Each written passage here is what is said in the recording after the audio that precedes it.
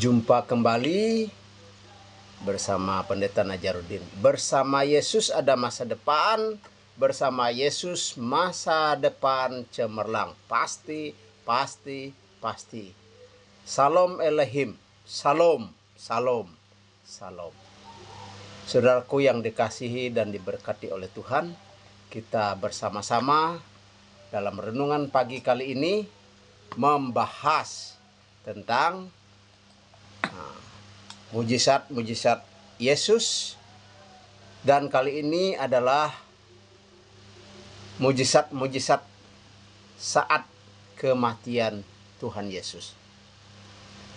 Mujizat atau keajaiban saat kematian Tuhan Yesus. Kelahiran Yesus adalah suatu mujizat. Mengapa? Karena dikandung dari Roh Kudus dan lahir dari seorang perawan Maria. Dan dalam kehidupan, sepanjang kehidupannya, sepanjang pelayanannya, Yesus membuat banyak sekali mujizat. Dan dalam ragiku kali ini, kita membahas ada 7 keajaiban yang kita sebut keajaiban, tapi juga boleh kita sebut mujizat di saat kematian Tuhan Yesus. Saudaraku, apakah itu? Ya, kita akan bersama-sama melihat, belajar bersama-sama dari kisah kematian Tuhan Yesus. Apa yang terjadi di saat kematian Tuhan Yesus? Saudaraku, ada 7 keajaiban saat kematian Tuhan Yesus. Yang pertama, seorang penjahat bertobat kepada Yesus. Penjahat yang disalibkan, sebelah kiri, sebelah kanan, salah satunya dia melihat, dia menyaksikan penderitaan dan siksa Yesus. Yang satu berkata, "Kalau Engkau Tuhan, selamatkanlah dirimu dan selamatkanlah kami." Tetapi yang satu lagi berkata, "Hei engkau orang berdosa, kamu itu layak, bersama saya ini layak." Tetapi Yesus ini, dia tidak layak dihukum. Yesus katanya, "Ketika engkau masuk dalam kerajaanmu, ingatlah akan saya." Dan dia mohon ampun dan dia bertobat. Saudara boleh periksa dalam Lukas pasal 23 ayat 40 sampai 42. Yang kedua, saat Yesus tergantung di atas kayu salib, ada gelap gulita terjadi di tengah-tengah hari yang cerah. Ini bukan gerhana matahari ya. Ini adalah suatu peristiwa di mana dosa seluruh dunia dari segala masa sebelum Yesus dan masa setelah Yesus, dosa-dosa manusia itu ditimpakan di atas Yesus Kristus. Yesus Kristus menanggung dosa seluruh dunia. 1 Petrus pasal 2 ayat 24. Ia sendiri telah memikul dosa kita di dalam tubuhnya di atas kayu salib. Saya ulangi, ia sendiri telah memikul dosa kita di dalam tubuhnya di kayu salib, supaya kita yang telah mati terhadap dosa, hidup untuk kebenaran. Oleh bilur-bilurnya kamu telah sembuh.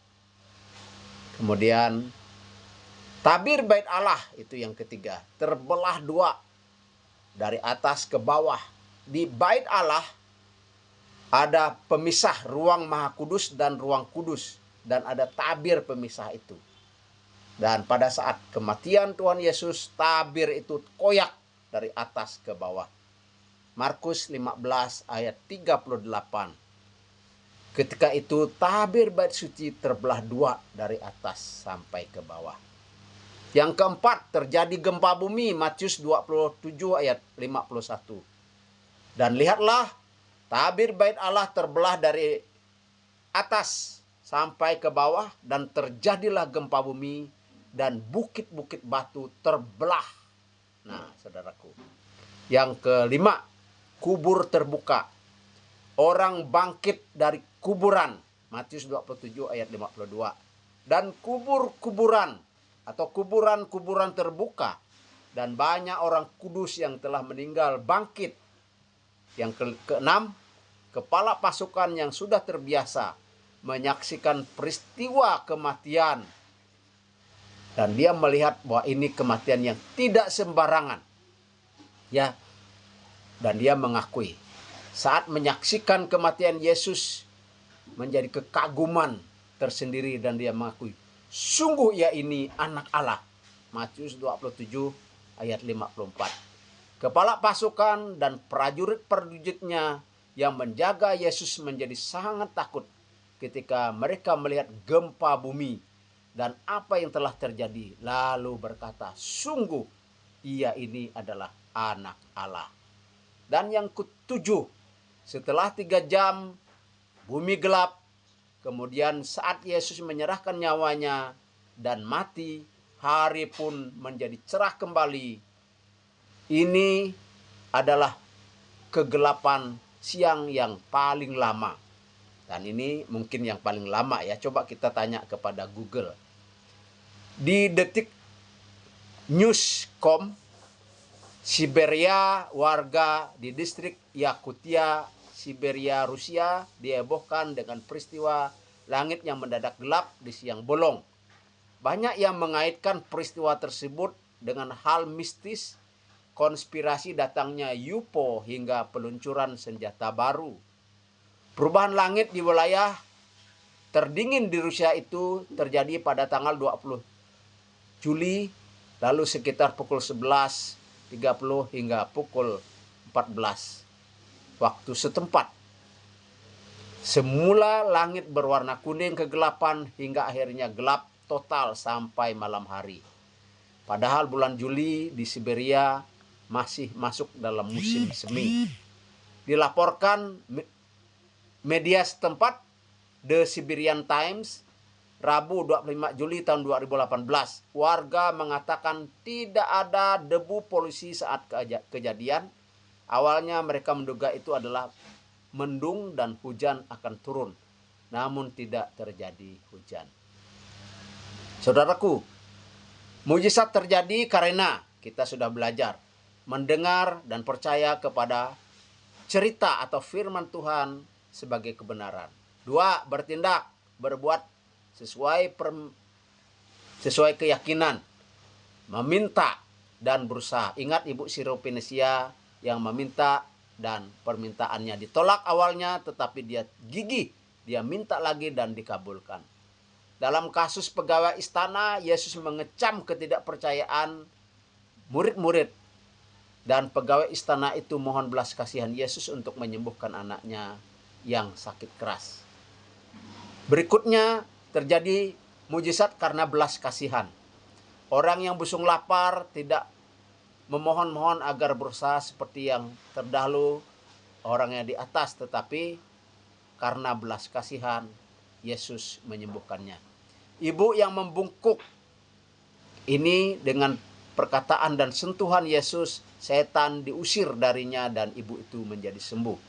Murid-murid yang memohon pertolongan Yesus untuk mengatasi badai dengan kuasanya yang menghardik badai, dan badai pun reda. Dalam kasus orang gila ya di Gerasa, legion mendatangi Yesus dan orang itu digerakkan oleh setan untuk datang kepada Yesus, namun Yesus mengusir bala roh jahat itu, legion itu, dan ia menjadi waras. Petrus sempat berjalan di atas air karena muncul keraguan, akhirnya dia tenggelam. Epata, terbukalah. Orang yang tuli dan bisu akhirnya mendengar. Anugerah Tuhan Yesus membuat Lazarus dibangkitkan. Saudaraku, Petrus mancing, dapat ikan dan juga dapat emas. Kemudian murid-murid pergi menjala. Mereka mendapat 153 ekor ikan. Saudaraku yang dikasihi di dalam Tuhan Yesus, saat Yesus ditangkap, ia tidak meloloskan diri. Mengapa? Karena memang untuk itulah dia datang, supaya dia mati di atas kayu salib, menebus jiwa kita menanggung kesalahan-kesalahan kita. Tuhan mengasihi dan memberkati kita. Mempercayai Yesus berarti saudara menerima keselamatan. Mempercayai Yesus berarti saudara pindah dari dalam maut ke dalam hidup. Beriman kepada Yesus berarti saudara berada di jalan kebenaran dan jalan kehidupan. Salib, yaitu kematian Tuhan Yesus, adalah keadilan yang Tuhan beri. Siapa yang percaya diselamatkan, siapa yang tidak percaya dia akan binasa. Sudahkah saudara percaya kepada Tuhan Yesus? Soal percaya kepada Yesus itu tidak dapat dipaksa. Saudara mau percaya atau tidak, terserah. Saudara menolak, terserah. Hanya memang ada akibatnya. Tetapi Tuhan menghendaki. Dia mau supaya saudara menyadari bahwa saudara memerlukan Yesus, memerlukan pengampunannya, karena saudara dan saya adalah orang berdosa, kita memerlukan pengampunan dari Tuhan Yesus. Saudaraku, jika kita mau membela iman, jika kita mau membela Yesus, tidak harus Yesus yang bela kita. Kalau mau bela iman kita, bela dengan cara berbuat baik, bela dengan cara memberitakan Injil, menjadi saksi Tuhan Yesus Kristus. Tidak perlu ngotot membela iman Kristen. Karena toh yang membuat orang bertobat percaya kepada Yesus itu adalah karya Roh Kudus. Biarpun bertonton beratnya khotbah, kalau Roh Kudus tidak bekerja, Roh Kudus tidak memakai, maka khotbah itu pun akan sia-sia. Namun, saudaraku, walaupun itu sederhana, disampaikan dengan cara yang sederhana, ketika Roh Kudus bekerja, ada banyak orang yang bertobat dan percaya kepada Tuhan Yesus. In God we trust. Without God we are nothing. Rakyat labora, berdoa dan bekerja. Percayalah, mujizat masih ada. Tuhan berserta dengan kita. Haleluya. Bersama Yesus ada masa depan. Bersama Yesus masa depan cemerlang. Pasti, pasti, pasti.